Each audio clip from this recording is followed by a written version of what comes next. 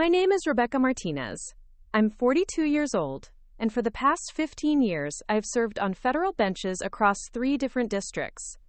I've presided over cases that shaped constitutional law, handed down decisions that protected civil rights, and written opinions cited in legal textbooks. But on the morning of October 12th, standing in the marble hallway of the Ninth Circuit Court of Appeals, I wasn't Chief Judge Martinez. I wasn't anything. I'd love to know which corner of the globe you're watching from. And if this story speaks to you, make sure to subscribe. Tomorrow's video is one you absolutely can't miss.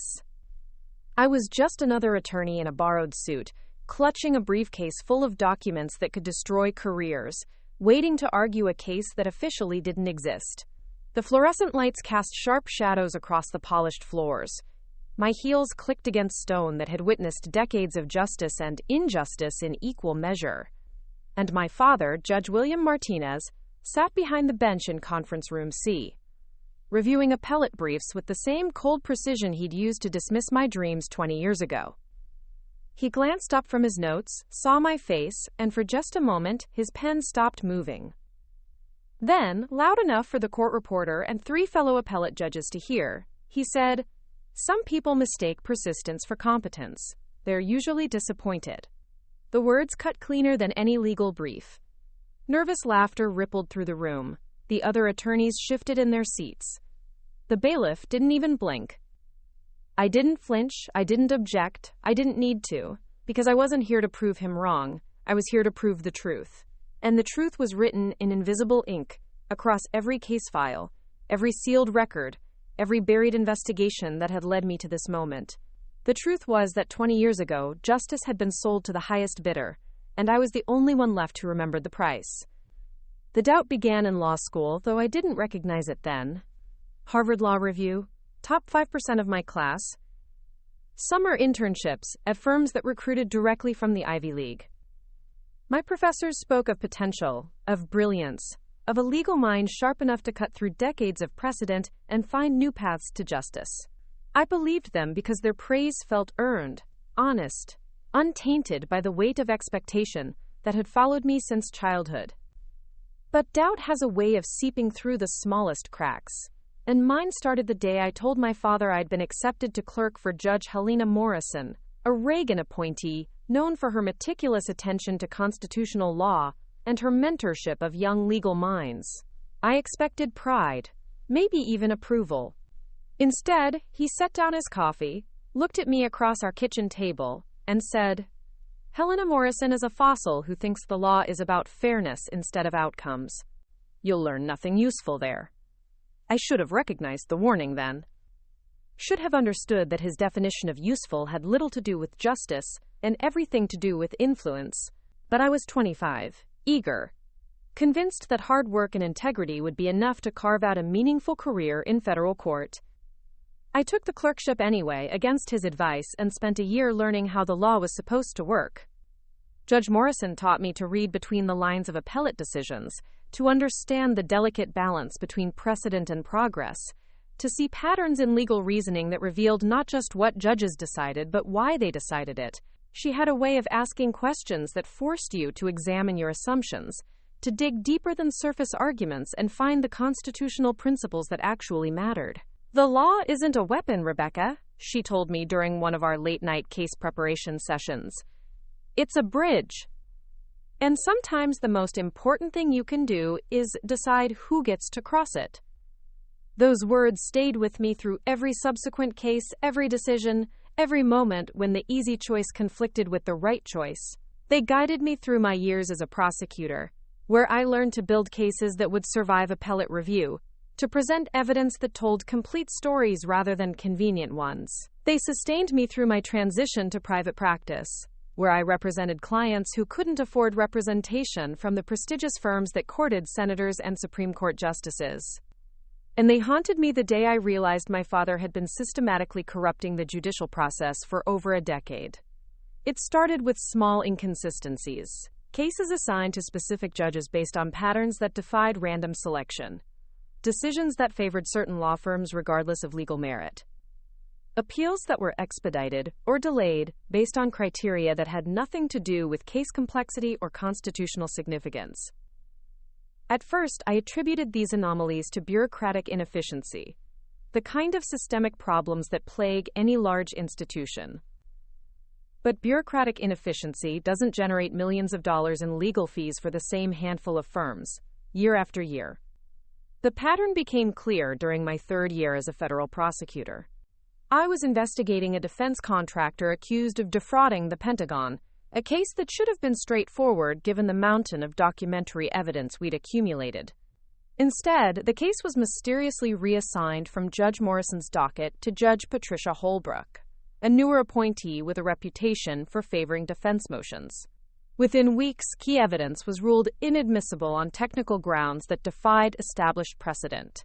The case collapsed, the contractor walked free, and I was quietly transferred to a different division. I spent the next 2 years asking questions that no one wanted answered. Who had requested the case reassignment?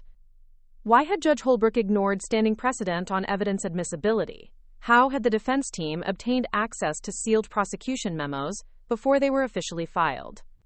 The questions led to more questions, which led to sealed records, which led to late-night conversations with court clerks who spoke in whispers about patterns they couldn't quite identify but couldn't ignore. The breakthrough came from an unexpected source, a court stenographer named David Chen, who had worked in federal court for 15 years. David had noticed something strange about certain high-profile cases. Not the decisions themselves, but the timing. Cases would be scheduled, rescheduled, then suddenly expedited in ways that seemed to correlate with the personal calendars of specific judges. When I showed him my notes about case reassignments, he pulled out a folder he'd been quietly maintaining for 3 years.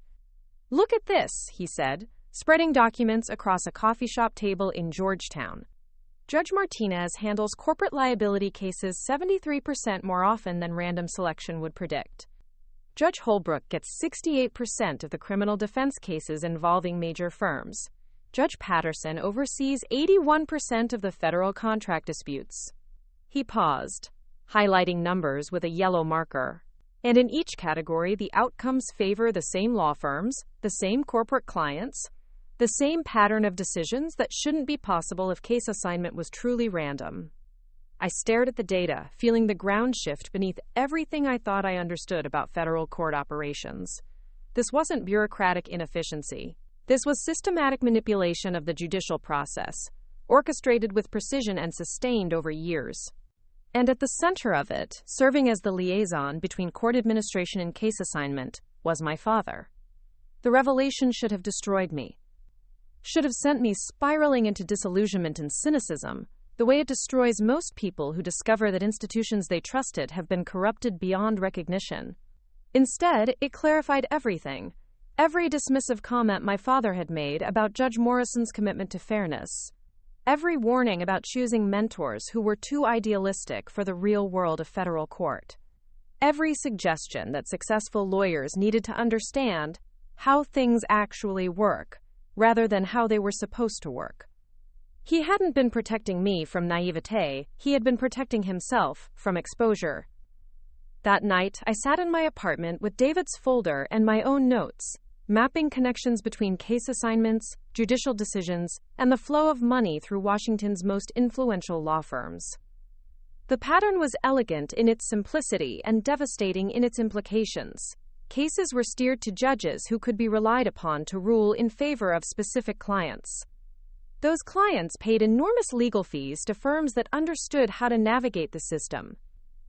And those firms, in turn, ensured that judges who played along were rewarded with prestigious cases, speaking engagements, and eventually, appointments to higher courts.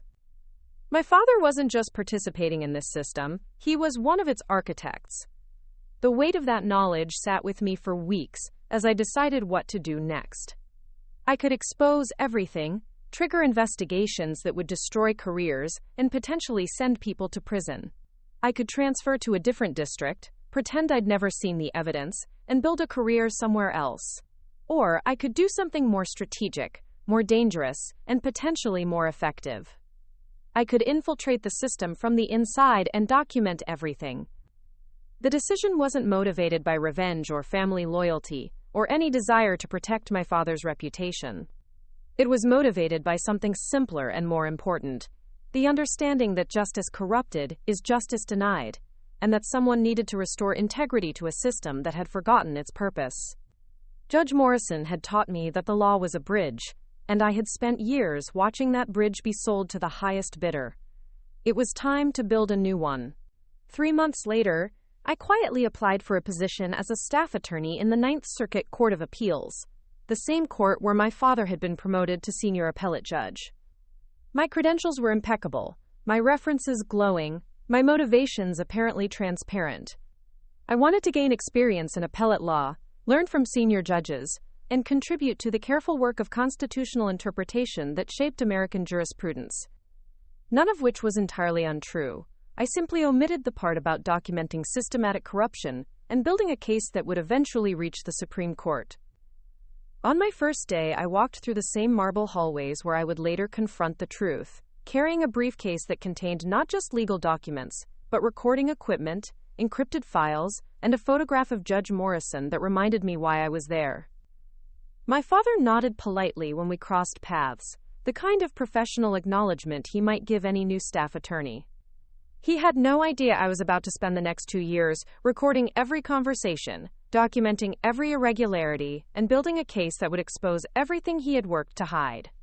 But then again, he had never really seen me clearly. That was about to change. Working inside the Ninth Circuit felt like living in a house of mirrors. Every hallway conversation could be significant. Every document request might reveal a new piece of the puzzle. Every judicial decision required analysis not just for its legal merit, but for its place in the larger pattern of corruption I was slowly uncovering. The challenge wasn't finding evidence. It was finding evidence that would hold up under the scrutiny of the Supreme Court. My official role as a staff attorney provided perfect cover. I reviewed appellate briefs, researched constitutional precedents, and drafted memoranda for senior judges who treated me like an invisible extension of their legal reasoning. Most staff attorneys in federal courts are brilliant, hardworking, and completely overlooked by the judges they serve. I cultivated that invisibility, becoming someone who could attend sensitive meetings, access confidential files, and observe private conversations without generating suspicion. A lot of love and effort went into bringing this story to life. If you're enjoying it, we'd be so grateful if you'd subscribe to our channel. Now back to where we left off.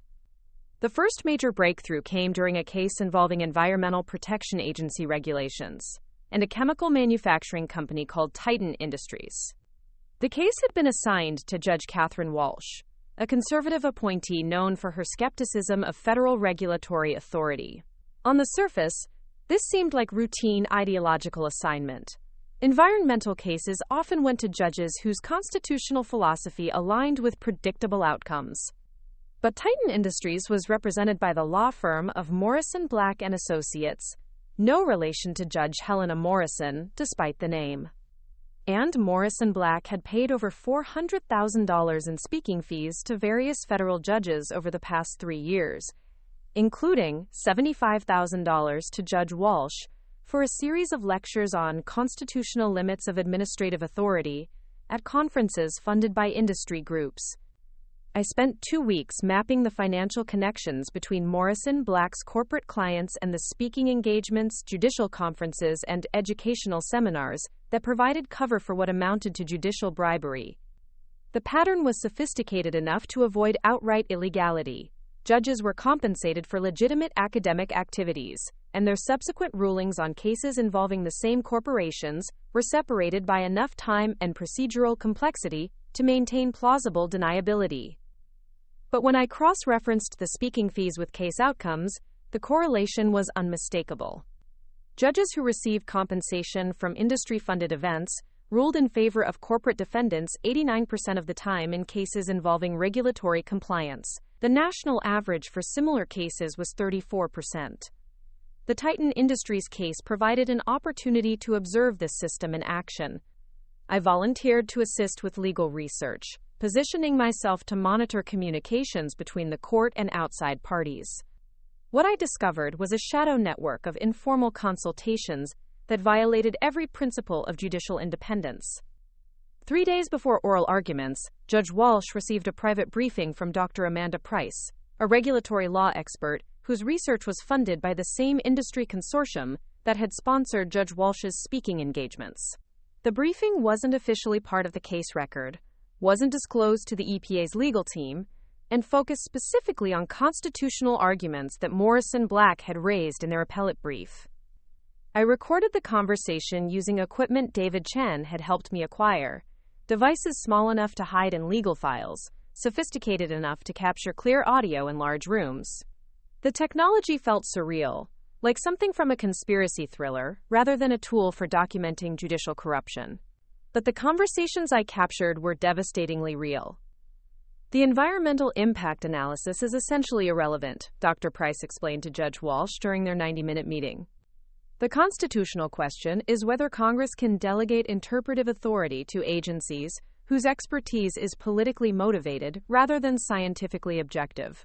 The Chevron deference doctrine has created a regulatory state that operates outside constitutional boundaries. Judge Walsh's response revealed the careful choreography of the corruption. That's an interesting constitutional framework. Of course, any decision I make will be based solely on the legal arguments presented during official proceedings. But I appreciate the academic perspective on these complex separation of powers issues. The language was coded, but the intent was clear. Dr. Price had provided a constitutional rationale for ruling against the EPA that would survive appellate review, while Judge Walsh had indicated her willingness to adopt that rationale without officially acknowledging its source. 2 weeks later, Judge Walsh issued a decision that invalidated key EPA regulations using precisely the constitutional arguments Dr. Price had outlined. The Titan Industries case confirmed what I suspected. The corruption wasn't limited to case assignments. It extended to judicial decision-making through a network of unofficial advisors, industry-funded experts, and academic conferences that served as conduits for corporate influence. And orchestrating much of this activity was my father, whose role as senior appellate judge gave him access to case information, judicial calendars, and the informal networks that connected federal courts to Washington's legal establishment. Documenting his specific involvement required more direct surveillance. I began staying late at the courthouse, using my security clearance to access judicial chambers after hours. Federal courts operate on outdated computer systems with minimal cybersecurity, making it relatively easy to monitor email communications and calendar appointments. What I found was a pattern of coordination that violated both judicial ethics and federal law. My father maintained regular contact with partners at Morrison Black & Associates, discussing upcoming cases that hadn't yet been assigned to specific judges. He shared information about judicial preferences, constitutional philosophies, and personal relationships that allowed corporate lawyers to tailor their legal strategies before cases were even officially filed. Most damagingly, he coordinated the scheduling of academic conferences and speaking engagements to ensure that judges received industry compensation before ruling on cases involving the same corporate interests. The emails were careful, coded in the language of legitimate judicial administration, but when read in sequence, they revealed systematic manipulation of the federal court system for corporate benefit. My father wasn't just participating in corruption, he was managing it with the same methodical precision he brought to constitutional law. One email exchange particularly stood out. Morrison, Black partner Robert Chen, David's cousin as it turned out, had written to my father about a pending case involving pharmaceutical patents and FDA approval processes. The email discussed, quote, educational opportunities for judges who might benefit from, quote, updated perspectives on regulatory science, and mentioned specific constitutional scholars whose research supported industry positions on intellectual property law. My father's response was brief but revealing. Judge Patterson would be excellent for the pharmaceutical regulatory panel. His calendar shows availability for the Houston conference in March, and his recent decisions suggest strong interest in limiting administrative overreach. I can facilitate an introduction. 3 months later, Judge Patterson ruled in favor of the pharmaceutical company in a decision that invalidated FDA safety regulations and opened the door for accelerated drug approval processes. His ruling cited extensively from research presented at the Houston conference, research funded by the same pharmaceutical companies that benefited from his decision. I had documented systematic judicial corruption, involving millions of dollars in corporate settlements, billions in regulatory compliance costs, and constitutional principles that affected every American citizen. But I still needed evidence that would be admissible in federal court, evidence that could survive the scrutiny of judges who might themselves be compromised by the same system I was investigating. The solution came from an unexpected source. Judge Helena Morrison, my former mentor, who had been quietly conducting her own investigation into irregularities in case assignments and judicial decisions. She contacted me through David Chen, using coded messages that avoided electronic surveillance, while arranging a meeting that would change everything. We met at a small restaurant in Alexandria, Virginia, far from the federal courthouse and the lawyers who frequented Georgetown establishments.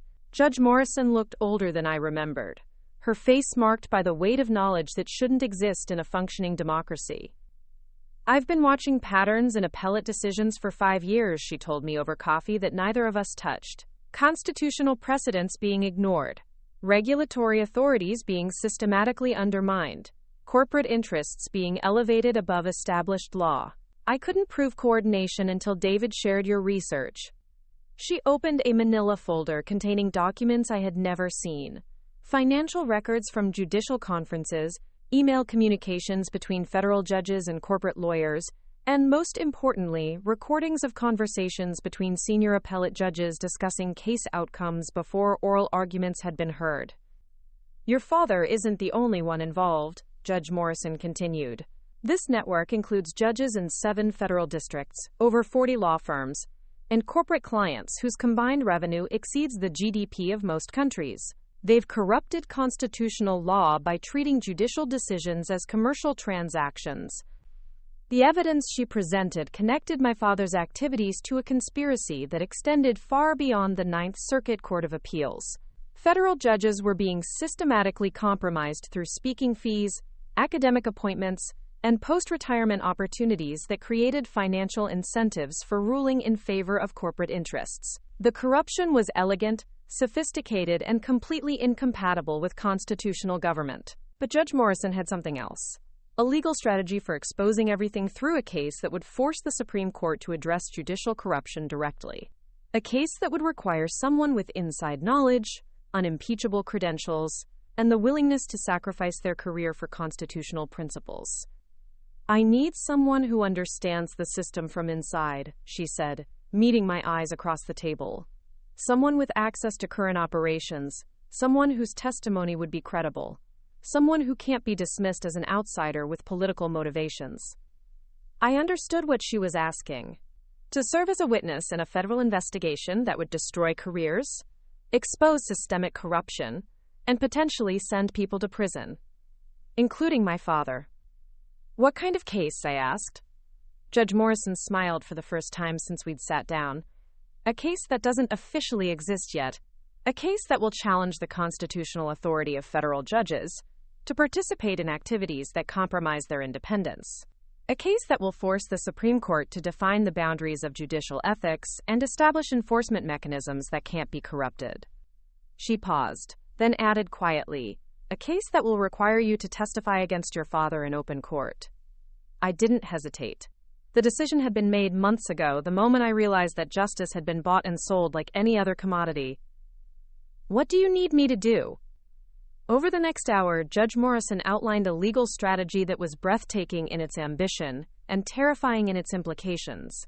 We would file a federal lawsuit challenging the constitutional authority of federal judges to accept compensation from entities that appeared before their courts. The case would be built on evidence of systematic corruption, supported by documentation of specific judicial decisions that violated constitutional principles, and designed to force the Supreme Court to address judicial independence as a matter of constitutional law. The plaintiff would be a public interest organization with standing to challenge judicial corruption. The defendants would include specific federal judges, law firms, and corporate entities that had participated in the corruption. And the key witness would be a federal court insider, with direct knowledge of how the system operated. "You'll need to continue your current work," Judge Morrison explained. Document everything, record every conversation you can safely capture, and maintain your position until we're ready to file. The case will take months to prepare, but when we're ready, it will expose everything at once. I walked back to my car feeling like I was carrying the weight of constitutional government in my briefcase. For the first time in months, I had a clear mission: gather evidence that would restore integrity to federal courts, even if it meant destroying my father's career and my own future in the legal profession. The infiltration was about to become something much more dangerous. It was about to become a revolution. The encrypted files Judge Morrison had given me revealed a corruption network that stretched from federal district courts to the Supreme Court's feeder system.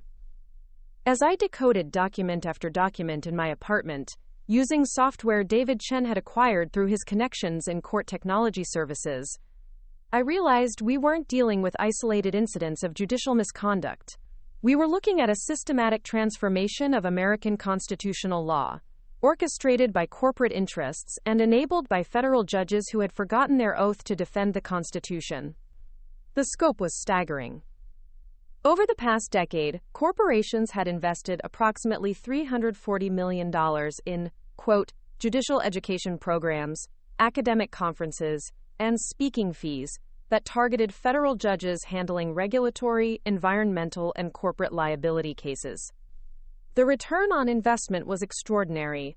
Regulatory decisions that saved corporations an estimated $47 billion in compliance costs, intellectual property rulings that extended patent protections worth $23 billion, and environmental decisions that prevented cleanup costs totaling $31 billion. But the financial impact was only part of the story. The corruption had fundamentally altered constitutional interpretation, creating legal precedents that favored corporate interests over individual rights, federal deregulation over environmental protection, and intellectual property monopolies over public access to essential medicines. Future generations would inherit a legal system shaped not by constitutional principles, but by corporate financial calculations. My role in documenting this system became more complex as I gained access to higher-level communications. My father had promoted me to senior staff attorney, a position that provided security clearance for confidential judicial communications and access to the administrative systems that coordinated case assignments across multiple federal districts. He presented the promotion as recognition of my legal research skills, but I suspected he wanted to monitor my activities more closely. The new position required me to attend weekly coordination meetings with senior appellate judges from the 4th, 7th, and 9th circuits. These meetings were officially designed to discuss administrative efficiency and case management protocols. In reality, they served as planning sessions for directing high-value cases toward judges whose decisions could be predicted with mathematical precision. The first meeting I attended took place in a conference room at the Federal Judicial Center in Washington, D.C. 8 senior appellate judges sat around a mahogany table, discussing pending cases with the casual efficiency of corporate executives allocating resources. They spoke in coded language that masked the true nature of their coordination, but the underlying mechanism was transparent once you understood the system. Judge Franklin Howe from the 4th Circuit opened the discussion. The Meridian Technologies case presents interesting questions about software patent eligibility. The constitutional issues might benefit from a judge with substantial intellectual property experience. Judge Patricia Collins from the 7th Circuit responded, Judge Reynolds has been developing expertise in technology patent law. His recent conference presentations on innovation policy were well received by industry specialists. My father added, Judge Reynolds would bring valuable perspective to constitutional questions about patent duration and public domain access. His calendar shows availability for complex case review. The conversation continued for 20 minutes, with each judge contributing observations about case complexity, judicial expertise, and scheduling considerations. To an outside observer, this would seem like legitimate administrative coordination, designed to ensure that complex cases received appropriate judicial attention. But I understood the subtext. Meridian Technologies was represented by Morrison, Black & Associates. Judge Reynolds had received $45,000 in speaking fees from patent industry conferences over the past year. His expertise in intellectual property law consisted entirely of rulings that extended patent protections and limited public domain access. The case would be assigned to Judge Reynolds, who would rule in favor of Meridian Technologies using constitutional arguments developed by industry-funded legal scholars. The pattern repeated across dozens of cases involving environmental law, pharmaceutical regulation, financial oversight, and corporate liability. Federal judges were being selected not for their legal qualifications or constitutional philosophy, but for their willingness to adopt predetermined outcomes that served corporate interests. I recorded every meeting using equipment concealed in legal documents, building an archive of conversations that demonstrated systematic manipulation of federal case assignments. The recordings captured not just the coordination of specific cases, but the casual arrogance of judges who believed they were above constitutional accountability. During one particularly revealing exchange, Judge Collins discussed a pharmaceutical company's challenge to FDA safety regulations. The Bayer case involves complex questions about administrative authority and scientific evidence standards. We need someone who understands the constitutional limits of regulatory overreach. Judge Thomas Bradford from the Fourth Circuit laughed. Constitutional limits? The Constitution doesn't mention pharmaceutical regulation. We can interpret administrative authority however it serves public policy objectives. My father's response was more careful. The Commerce Clause provides broad authority for federal regulation, but the 10th Amendment preserves state sovereignty over health and safety issues. Constitutional interpretation requires balancing federal power against individual liberty. The exchange revealed different levels of sophistication within the corruption network. Some judges, like Bradford, were crude opportunists who viewed constitutional law as a tool for achieving predetermined political outcomes. Others, like my father, maintained intellectual frameworks that provided constitutional justification for decisions that happened to align with corporate interests. But the most sophisticated participants were judges who had developed comprehensive constitutional philosophies that consistently favored corporate power while maintaining the appearance of principled legal reasoning. These judges published academic articles, spoke at law school conferences, and served as intellectual leaders for conservative legal movements that provided ideological cover for systematic corruption. Judge Morrison had identified 12 federal appellate judges whose constitutional interpretations showed suspicious alignment with corporate interests across multiple legal domains. Their decisions consistently favored deregulation, limited federal oversight, expanded corporate constitutional rights, and restricted individual access to federal courts. Taken individually, these decisions reflected legitimate differences in constitutional interpretation. Taken collectively, they revealed a coordinated effort to reshape American law. The evidence was overwhelming, but it needed to be organized into a legal case that could survive a challenge in federal court. Judge Morrison and I began meeting weekly at different locations around Washington, developing a litigation strategy that would expose the corruption while protecting the constitutional principles we were fighting to restore. The breakthrough came when David Chen discovered financial records linking judicial speaking fees to specific case outcomes with mathematical precision. He had gained access to court accounting systems through his position as senior technology coordinator, and his analysis revealed patterns that even sophisticated corruption couldn't completely conceal. Look at this correlation, David explained during a clandestine meeting in a DuPont Circle bookstore. Judges who receive speaking fees from industry conferences rule in favor of corporate defendants 91% of the time in cases filed within 6 months of receiving compensation. The correlation coefficient is 0.87, which is statistically impossible unless the speaking fees directly influence judicial decisions. The data provided quantitative evidence of systematic corruption that would be difficult for federal judges to dismiss as coincidental. But David had discovered something even more damaging: electronic communications between court administrators and corporate law firms that revealed advanced coordination of case assignments based on predicted outcomes. Your father maintains encrypted communications with partners at 17 major law firms, David continued, showing me printed emails that should never have existed. They discuss upcoming cases, judicial preferences, and strategic considerations for ensuring favorable case assignments. This isn't just corruption, it's a conspiracy to defraud the federal court system. The emails were devastating. They showed my father providing confidential information about pending cases, coordinating judicial assignments based on corporate client needs, and facilitating communications between federal judges and industry representatives. Most damaging, they revealed his role in recruiting new judges for the corruption network through academic conferences and professional development programs. One email exchange particularly stood out. Morrison, black partner Michael Torres, had written to my father about a pending environmental case involving chemical waste cleanup. The Chevron environmental case could set precedent for federal oversight of industrial cleanup costs. We need someone who understands economic impact analysis and constitutional limits of regulatory authority. My father's response demonstrated the sophisticated planning behind judicial corruption. Judge Angela Foster has a strong background in environmental constitutional law. Her recent scholarship on Commerce Clause interpretation and state sovereignty issues aligns with industry concerns about federal overreach.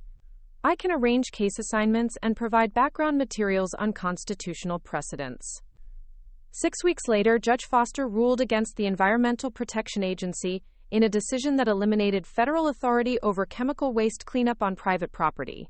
Her ruling cited constitutional scholarship funded by the chemical industry and adopted legal arguments developed by Morrison Black Associates. The decision saved chemical companies an estimated $8 billion in cleanup costs while transferring environmental risks to local communities. The evidence was clear, comprehensive, and legally admissible. We had documented systematic corruption involving specific federal judges, major law firms, and corporate clients, whose combined influence had reshaped American constitutional law. But filing the case would trigger a legal and political earthquake that would destroy careers, expose decades of fraudulent judicial decisions, and potentially destabilize public confidence in federal courts. Judge Morrison understood the implications better than anyone. During our final planning meeting, she outlined the risks we were accepting by proceeding with litigation. Filing this case will trigger congressional investigations, FBI inquiries, and media coverage that will expose everything we've discovered. Some of these judges will face criminal prosecution. Law firms will be dissolved. Corporate executives will go to prison. She paused, then continued, and the legal precedents established by corrupted decisions will need to be reconsidered by courts whose integrity has been compromised. We're not just exposing corruption, we're potentially invalidating decades of federal law. I had spent months preparing for this moment, understanding that exposing the truth would require accepting consequences that extended far beyond my personal career. But the constitutional government couldn't survive systematic corruption, and someone needed to restore integrity to federal courts regardless of the personal cost. "When do we file?" I asked. Judge Morrison smiled, the expression of someone who had spent her career believing that law was ultimately about justice, not power. "Monday morning.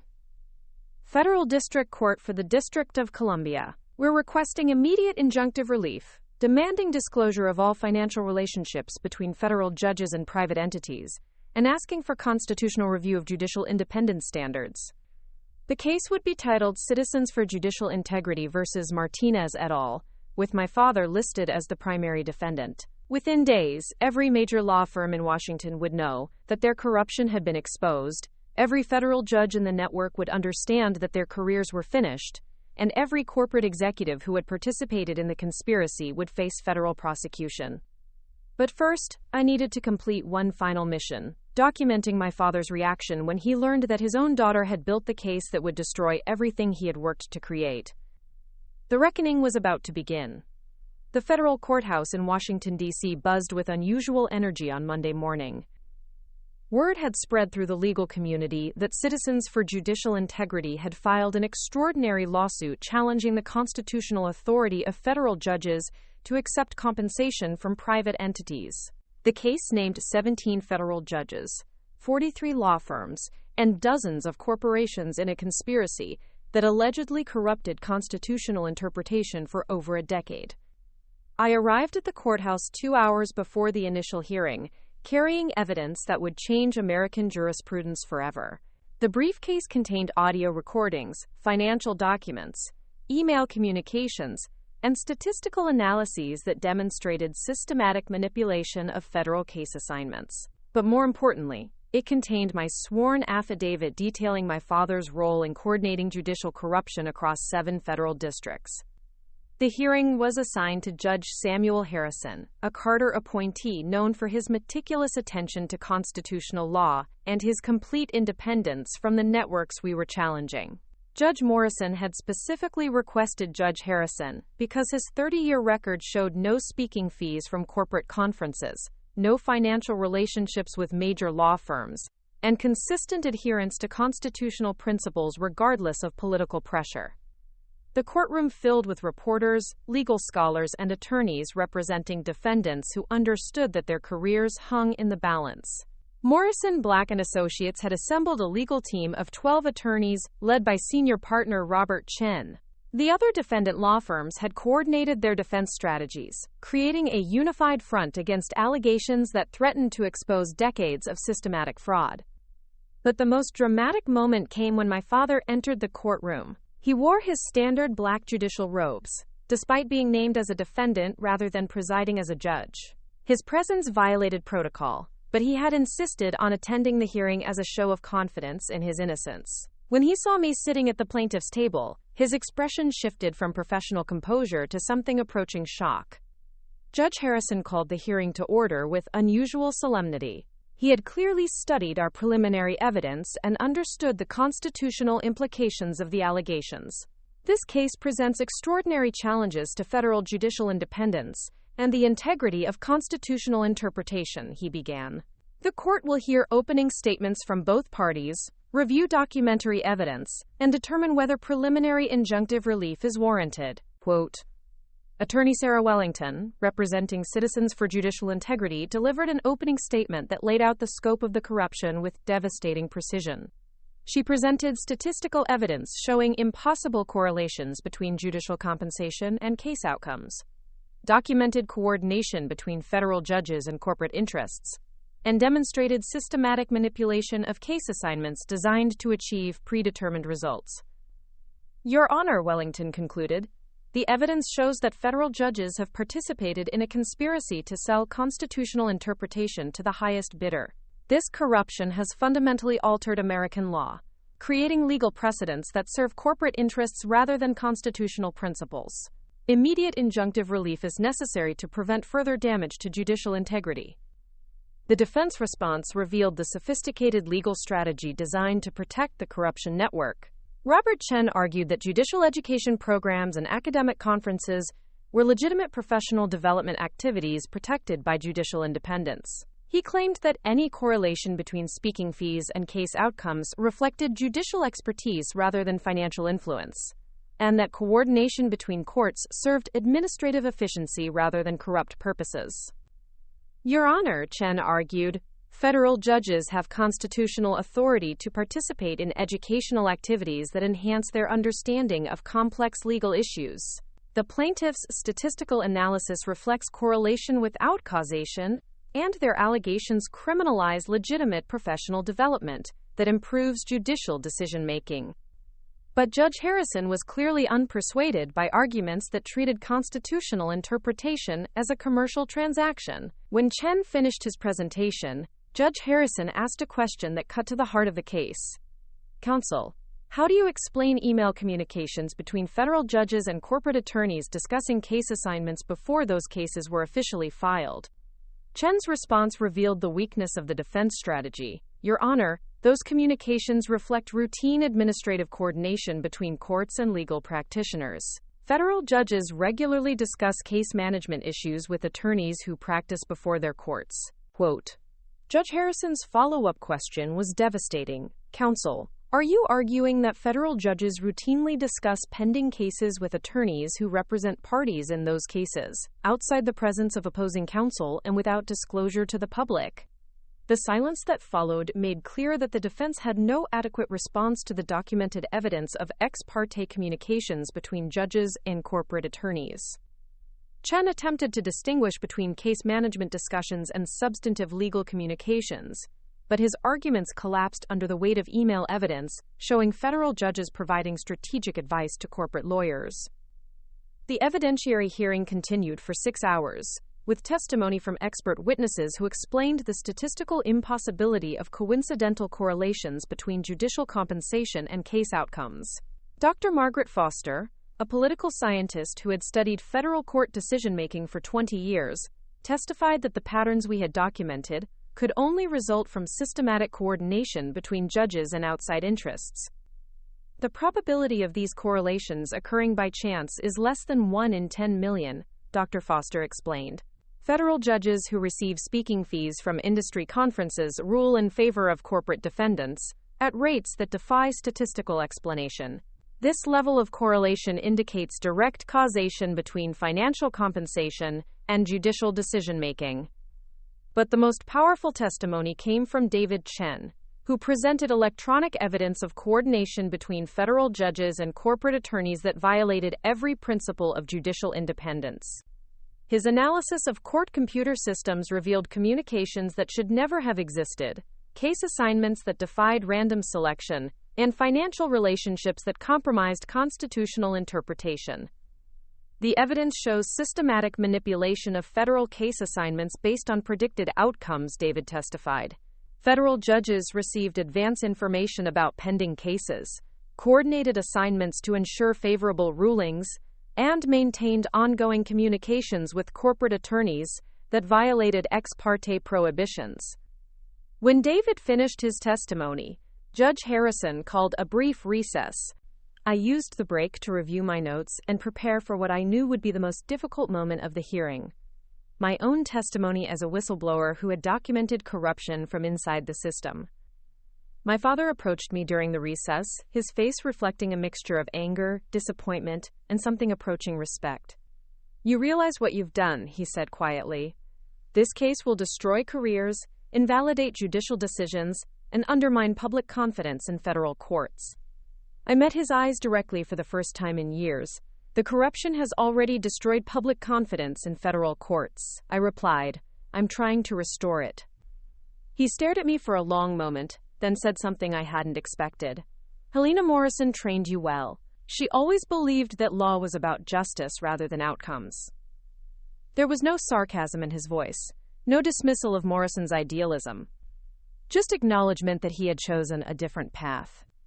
When the hearing resumed, I took the witness stand to present evidence that would expose my father's central role in coordinating judicial corruption. The testimony was excruciating, not because the evidence was unclear, but because I was systematically documenting how my father had betrayed every principle he had once taught me about constitutional law. I presented recordings of judicial coordination meetings, where my father had discussed case assignments based on corporate client needs. I detailed email communications between my father and corporate attorneys that revealed advanced planning for favorable case outcomes. I explained the sophisticated financial mechanisms that corporate interests use to compensate federal judges without triggering ethics violations. Judge Martinez coordinated case assignments across multiple federal districts, I testified. He maintained regular communications with corporate law firms about pending cases, provided confidential information about judicial preferences and constitutional philosophies, and facilitated speaking engagements designed to compensate judges for favorable rulings. The most damaging evidence was a recorded conversation between my father and Morrison, black partner Michael Torres, discussing the environmental case that had saved chemical companies $8 billion in cleanup costs. The recording captured my father providing strategic advice about constitutional arguments that would survive appellate review while achieving predetermined outcomes favorable to corporate interests. The defense attempted to cross-examine my testimony by questioning my motives and credentials, but the documentary evidence spoke for itself. Email communications, financial records, and statistical analyses provided objective confirmation of systematic corruption that no amount of legal maneuvering could explain away. When I finished testifying, Judge Harrison asked a question that revealed his understanding of the case's broader implications. "Ms. Martinez, in your professional opinion, has this corruption affected constitutional interpretation in ways that extend beyond the specific cases you've documented?" My response addressed the fundamental threat to constitutional government. "Your Honor, the corruption has systematically altered federal law in areas including environmental protection, corporate liability, pharmaceutical regulation, and individual rights. Legal precedents established through corrupted judicial decisions will affect American law for generations unless this court takes action to restore judicial integrity." Judge Harrison's final question was directed to my father, who had remained silent throughout the hearing. Judge Martinez, do you wish to respond to the allegations presented today? My father stood slowly, his judicial robe seeming heavier than usual. For a moment I thought he might offer a defense or deny the evidence that had been presented. Instead, he said something that surprised everyone in the courtroom. Your Honor, I have spent 30 years serving federal courts that I believed represented the highest ideals of American justice. If my actions have compromised those ideals, then I accept responsibility for betraying the oath I swore to defend the Constitution. It wasn't an admission of guilt, but it was an acknowledgement that the evidence was irrefutable. Judge Harrison adjourned the hearing pending his written decision on preliminary injunctive relief. But everyone in the courtroom understood that the corruption network had been exposed beyond any possibility of denial. As we left the courthouse, my father walked beside me in silence until we reached the steps overlooking Constitution Avenue. You know this won't end with injunctive relief, he said finally. Congress will demand investigations. The FBI will file criminal charges. Judicial decisions will be challenged and potentially overturned. I nodded, understanding the magnitude of what we had unleashed. Constitutional government requires constitutional accountability, I replied. Someone needed to restore integrity to federal courts.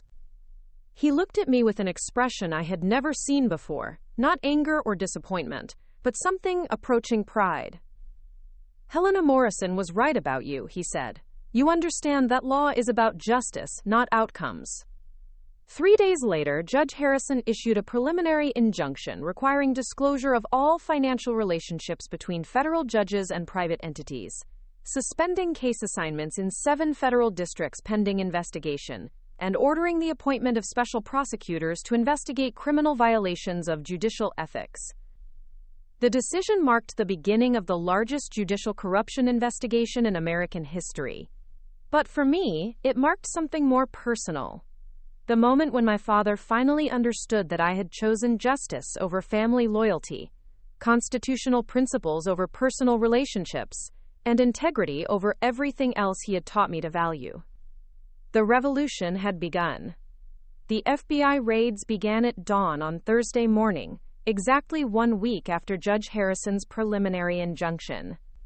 Coordinated teams executed search warrants at federal courthouses in 7 districts, law firm offices across Washington and New York, and the homes of judges whose financial records had been flagged by our investigation. The scope was unprecedented. 47 search warrants, 12 federal districts, and evidence collection that would ultimately fill 3 warehouses with documents spanning 20 years of systematic corruption.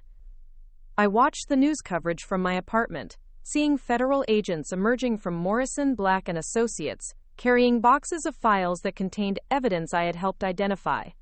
The sight was surreal, watching the physical manifestation of evidence I had gathered through months of covert surveillance, knowing that each box represented careers destroyed, legal precedents invalidated, and constitutional principles finally being restored. My phone rang constantly throughout the morning. Reporters seeking interviews, legal scholars requesting analysis, and attorneys representing various defendants demanding meetings. I ignored most calls, but answered when Judge Morrison contacted me through our encrypted communications system. The Justice Department wants to meet with you today, she said without preamble.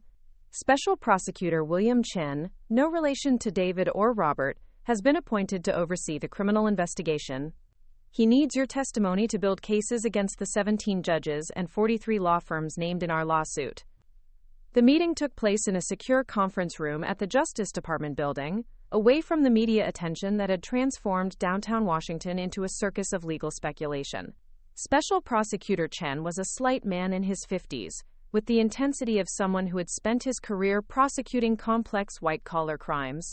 He was flanked by FBI agents, federal prosecutors, and investigators whose expertise spanned financial fraud, judicial corruption, and constitutional law. Ms. Martinez, Chen began, your evidence has exposed the largest judicial corruption conspiracy in American history. We need your cooperation to build criminal cases that will restore integrity to federal courts and prevent future corruption of constitutional interpretation. The briefing that followed revealed the full scope of the FBI investigation. Electronic surveillance had uncovered financial networks extending to offshore accounts, speaking fees channeled through academic institutions, and corporate payments disguised as consulting arrangements. The corruption had generated over $400 million in illegal compensation for federal judges, while corporate beneficiaries had avoided regulatory costs exceeding $150 billion. But the criminal investigation faced extraordinary challenges. Many of the corrupt judicial decisions had been appealed to higher courts, creating a web of legal precedents that might themselves be tainted by corruption. The Supreme Court would eventually need to address whether judicial decisions made by corrupted judges retained constitutional authority, a question that could invalidate thousands of legal rulings. "We're facing a constitutional crisis," FBI Director Patricia Walsh explained during the briefing. "Federal courts have lost public credibility, legal precedents are under challenge, and we need to rebuild judicial integrity without destroying the rule of law itself." The solution required unprecedented cooperation between the Justice Department, Congress, and federal courts. A special tribunal would be established to review judicial decisions made by corrupted judges, with authority to invalidate rulings that resulted from systematic corruption. New ethics enforcement mechanisms would be created to prevent future manipulation of judicial independence. And federal judges would be required to disclose all financial relationships with private entities, with violations resulting in immediate removal from office. My role in this reconstruction was both crucial and uncomfortable. As the primary whistleblower, I would testify in criminal proceedings against judges who had mentored me, law firms that had recruited me, and attorneys who had treated me as a colleague. The personal cost was devastating, but the constitutional stakes were too high to allow personal relationships to compromise legal justice. The first criminal trial began 6 months later, with my father as the primary defendant. The charges included conspiracy to defraud the federal court system, accepting bribes in violation of federal ethics law, and obstruction of justice through systematic manipulation of case assignments.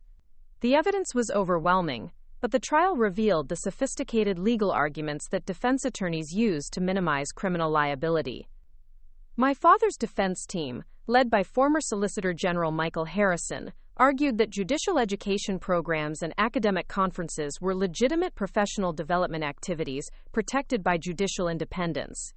They claimed that coordination between federal courts served administrative efficiency rather than corrupt purposes, and that speaking fees reflected market compensation for genuine expertise rather than payment for favorable judicial decisions.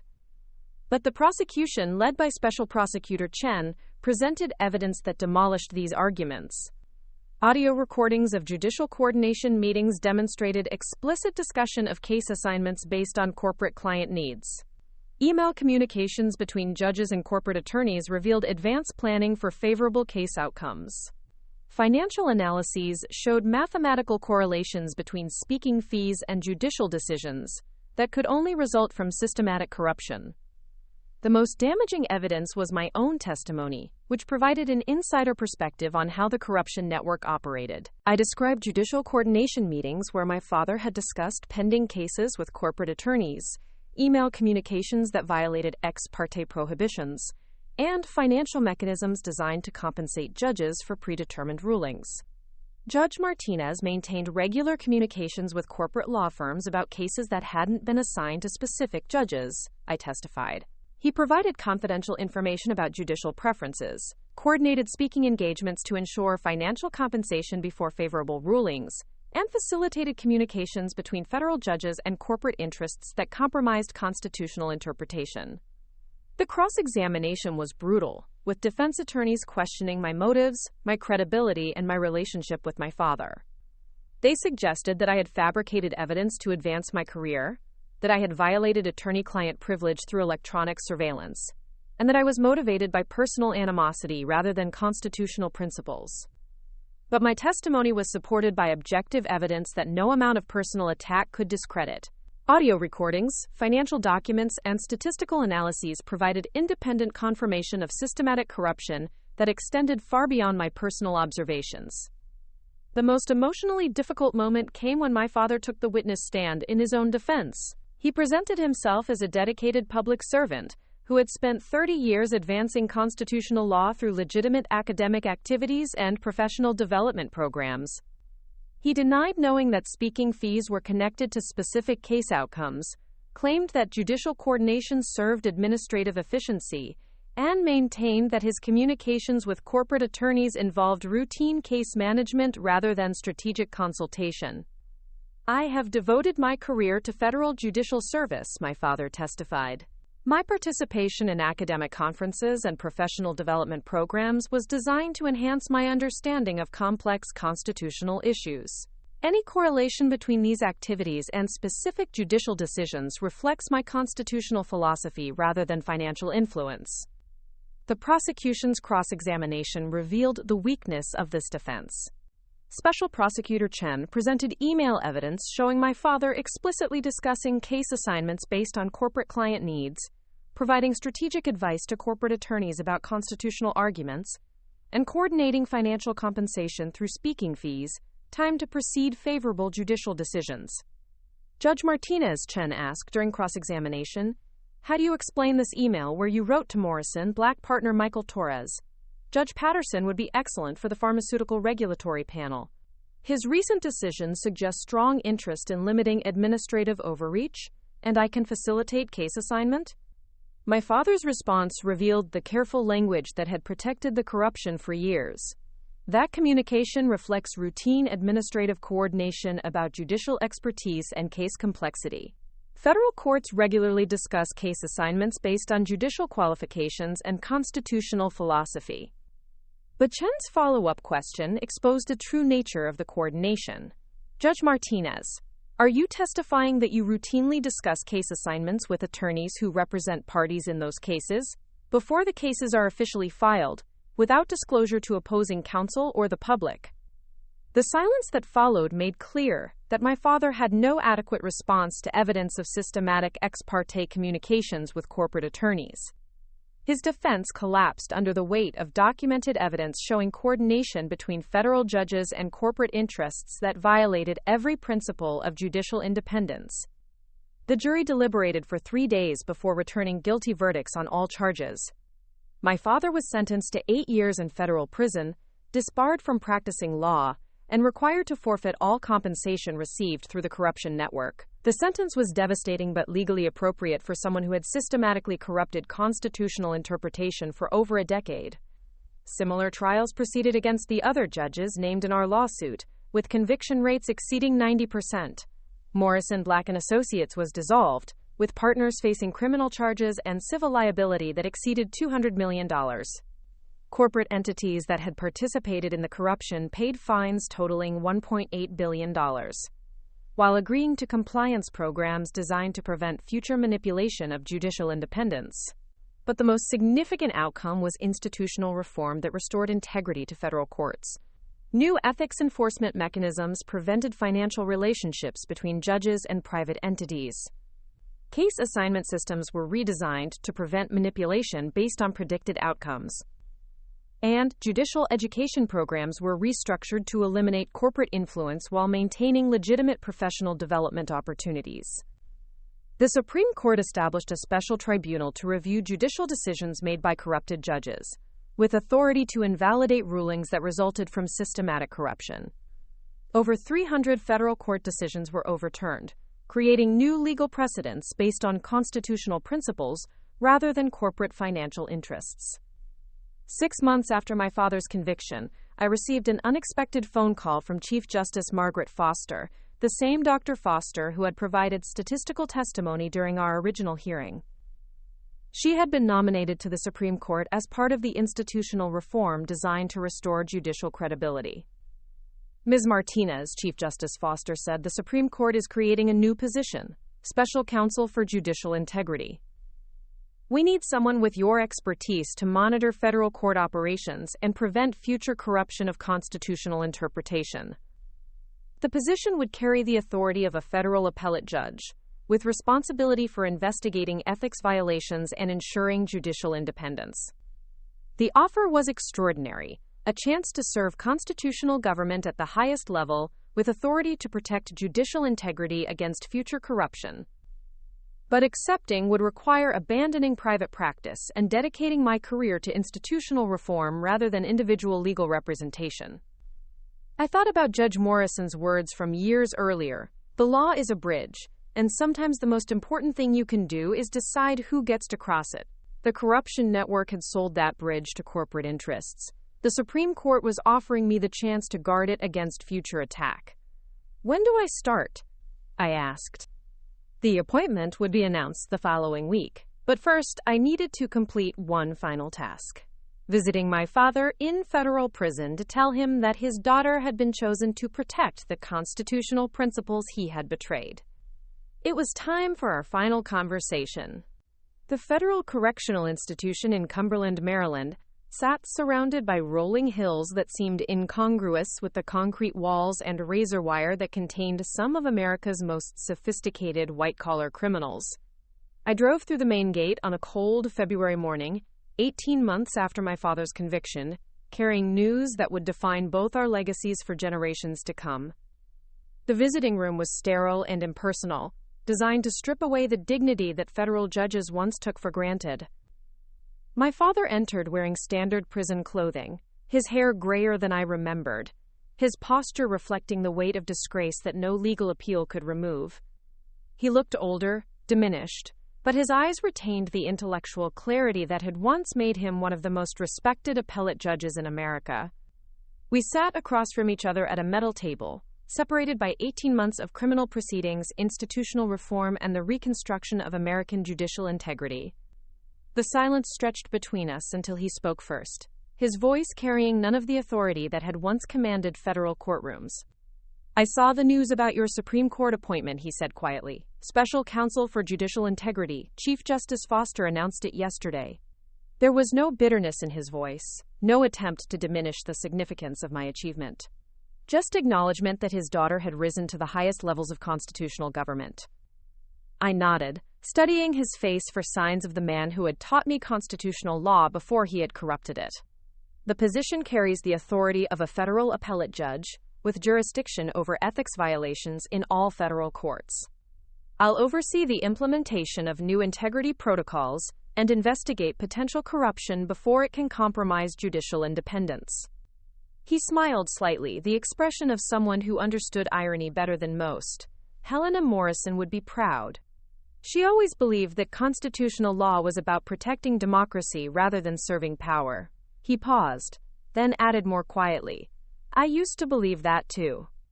The conversation that followed was unlike any we had shared during my childhood or legal career. Without the pretense of judicial authority or paternal guidance, my father spoke honestly about the choices that had led him, from constitutional idealism to systematic corruption. The transformation hadn't happened overnight, but through gradual compromises that had slowly eroded his commitment to judicial independence. It started with legitimate academic conferences, he explained.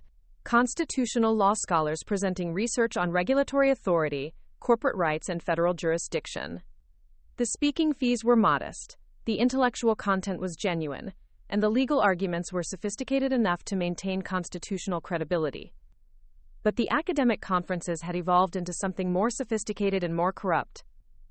Corporate interests had learned to fund research that supported predetermined legal conclusions, to sponsor conferences that brought federal judges together with industry representatives, and to provide financial incentives that influenced judicial decision-making without triggering obvious ethics violations. The corruption was elegant, my father continued. No direct payments for specific rulings, no explicit quid pro quo arrangements, no crude bribery that would trigger criminal prosecution.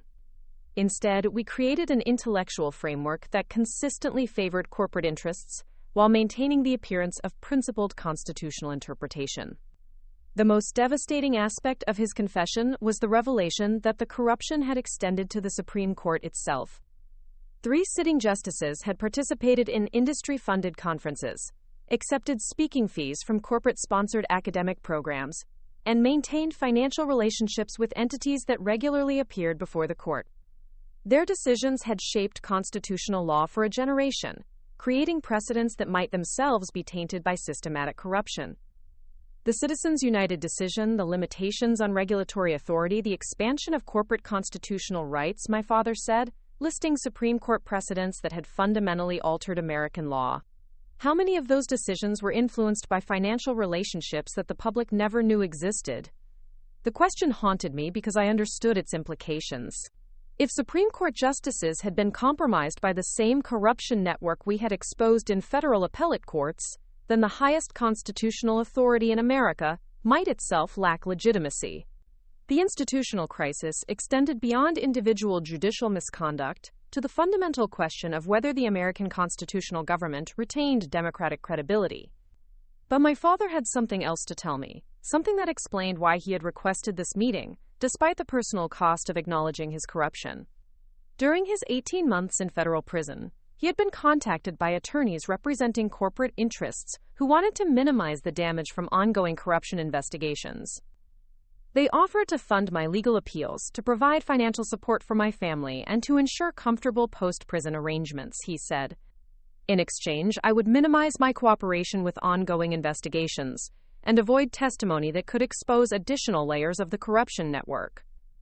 The offer revealed that corporate interests were still attempting to manipulate judicial processes, even after the exposure of systematic corruption and the implementation of new ethics enforcement mechanisms.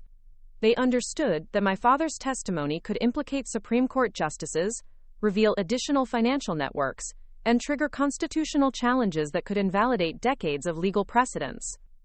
I declined their offer, my father said, meeting my eyes directly for the first time during our conversation.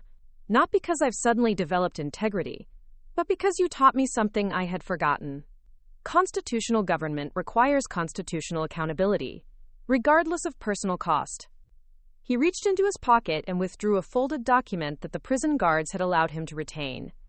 It was a detailed confession naming Supreme Court justices who had participated in the corruption network, identifying corporate entities that had funded illegal judicial compensation, and exposing financial mechanisms that had operated for over 20 years. This document contains information that will trigger the largest constitutional crisis in American history, he said, sliding the paper across the metal table. Supreme Court justices will face impeachment proceedings. Hundreds of constitutional precedents will be challenged. Public confidence in federal courts will be shattered.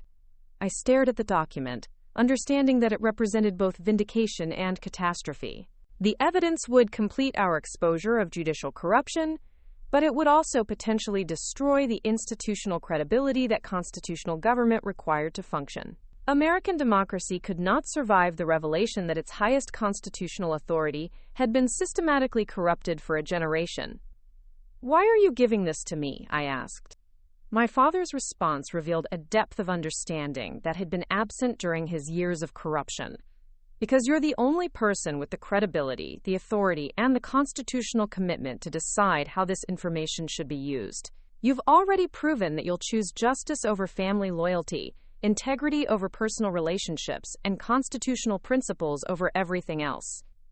The weight of the decision was overwhelming.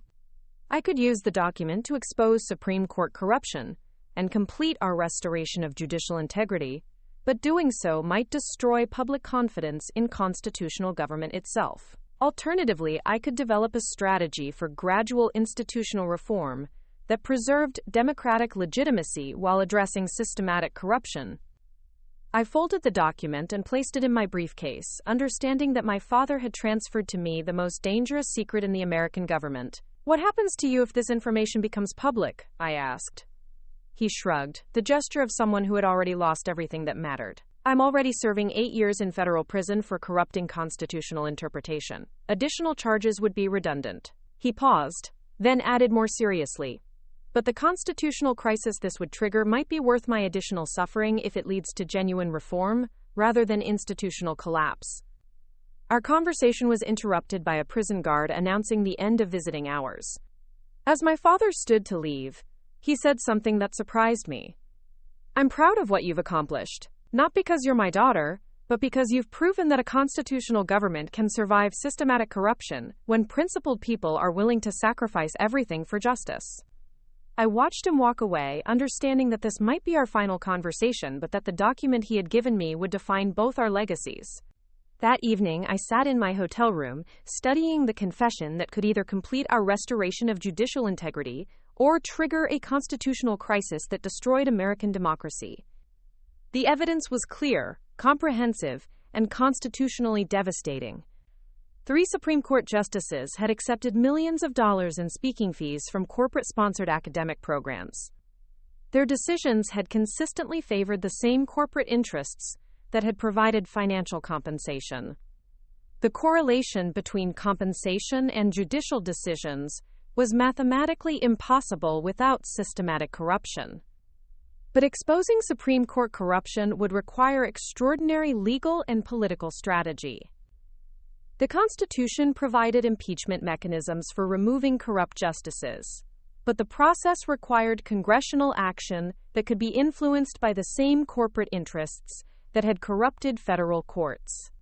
Successfully removing corrupted justices would require public support, political courage, and institutional reforms that protected constitutional government against future attack. I spent the next week developing a strategic plan that would expose Supreme Court corruption while preserving democratic legitimacy. The plan involved coordinated disclosure through congressional investigations, media coverage that educated the public about constitutional stakes, and legal challenges that forced corrupted justices to recuse themselves from cases involving their corporate beneficiaries. Most importantly, the plan included institutional reforms that would prevent future corruption of constitutional interpretation. Supreme Court justices would be required to disclose all financial relationships with private entities, with violations resulting in immediate impeachment proceedings. Judicial education programs would be restructured to eliminate corporate influence while maintaining legitimate constitutional scholarship. And new ethics enforcement mechanisms would be created with authority to investigate Supreme Court misconduct. 2 weeks later, I met with Chief Justice Foster in her private chambers to discuss the evidence my father had provided. Her reaction was measured but decisive. This information confirms what we suspected about systematic corruption extending to the Supreme Court itself. We'll coordinate with congressional leadership to begin impeachment proceedings while implementing immediate reforms to restore constitutional credibility. The process took 18 months, but it resulted in the most comprehensive judicial reform in American history. 2 Supreme Court justices resigned rather than face impeachment proceedings.